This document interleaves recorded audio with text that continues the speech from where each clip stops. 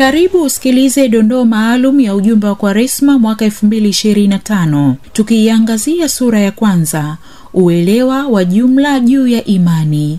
Imani ya kweli huadhimishwa, na kadiri inavyoadhimishwa vyema ndivyo inavyodhihirisha jinsi ambavyo mtu anaamini.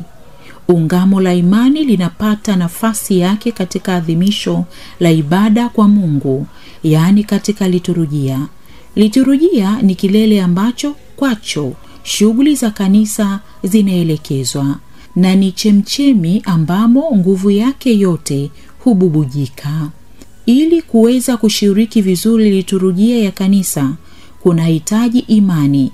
Vivyo hivyo, ili kuweza kuishi vizuri maisha ya Kikristo, tunahitaji neema za Mungu zitokanazo na liturujia.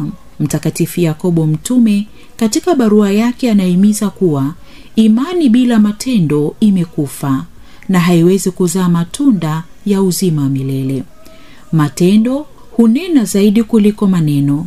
Matendo huonesha umaana na ulazima kwa maneno yaliyotamkwa. Kwa mfano, mtu anaposema kuwa Yesu Kristo ni Bwana, basi anapaswa kudhihirisha jambo hilo katika maisha yake ya kila siku.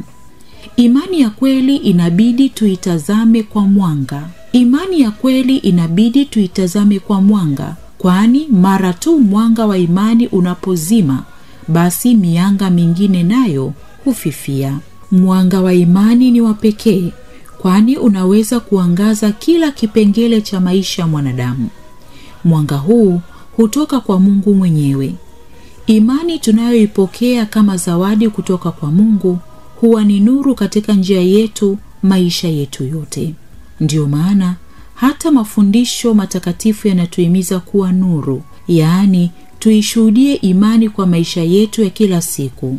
Ushuhuda wa kweli unatudai kuifahamu vema imani yetu na kuwa tayari kuitetea mbele ya watu wote.